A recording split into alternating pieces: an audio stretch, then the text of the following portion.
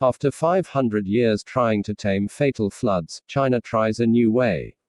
Sponge cities use rooftop gardens, permeable pavements, and underground tanks to try to keep unruly rivers under control. According to Bloomberg News, the 14th of August 2020, 1 o'clock Greenwich Mean Time +4. In Chongqing's ramshackle neighborhood of Old Street down by the Yangtze River, shopkeeper Lu cleans up the mess from last month's floods. She lines up dozens of pairs of sodden, mud-caked shoes on the pavement outside, appealing hopefully to a passerby, "I will sell at any price." The pedestrian moves quickly on and Lu is left to rue a curse that besets China almost every year, costing millions of dollars in damage and, in bad years like this one, hundreds of lives, the failure to prevent its rivers from overflowing. "None of us expected the flood to be so serious," said Lu, 63, who like many Chinese citizens, only gave her family name. "I was standing at the window of my home not far from here watching the floodwaters rising. There was nothing I could do except worry."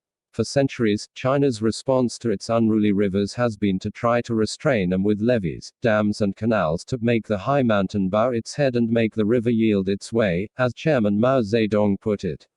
China's National Climate Center has records of natural disasters going back 500 years, and in almost every one of them there was a major flood.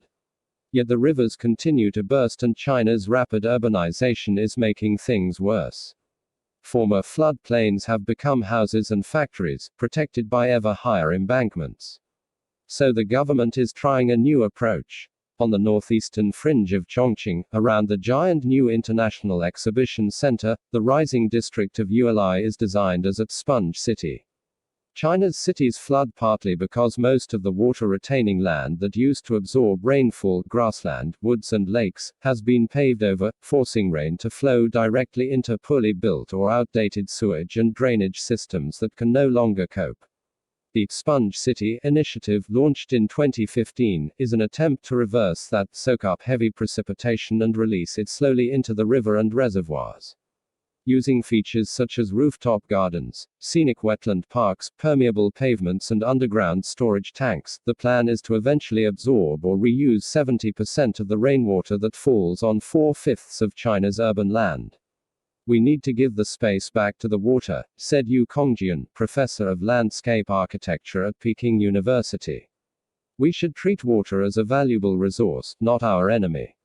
Yulai is one of the pilot sites approved by the central government. Its exhibition center park is set lower than the surrounding ground to collect rainwater, which is filtered by layers of aquatic plants. Rain falling on rooftops is diverted to nearby parks. Sidewalks are made of absorbent materials. While Lu and her fellow shopkeepers in the old city were cleaning out silt-filled stores, in Yulai, on the banks of the Jialing River, there was little sign of inundation. Among tended lawns and newly paved roads, workers place the final touches to buildings that will be part of a new business district. On the roofs of restaurants and shops behind the exhibition halls, 3 laborers cut the grass on a rooftop garden that's designed to soak up rain. It seems like a positive sign for Chongqing, built among mountains where 2 major rivers meet, the Jialing and the Yangtze, which has had more money spent on preventing flooding than most. Chongqing is at the top of the 600-kilometer-long reservoir created by the $24 billion Three Gorges Dam, China's largest single flood mitigation project. Completed in 2006, the dam generates 22.5 gigawatts of power, but its primary role was to regulate the annual flooding of the Yangtze.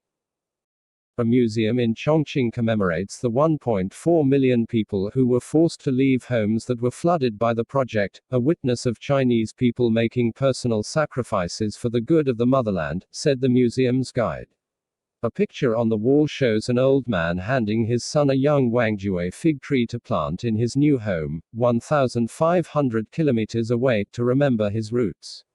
Each spring, the reservoir's vast lake is lowered to accommodate the summer rains and prevent floodwaters from inundating cities downstream like Wuhan. The dam was designed to regulate floods so large they only occur once in 10,000 years, but within a decade of its completion, Wuhan, downstream of the barrage, was inundated again as the Yangtze burst its banks.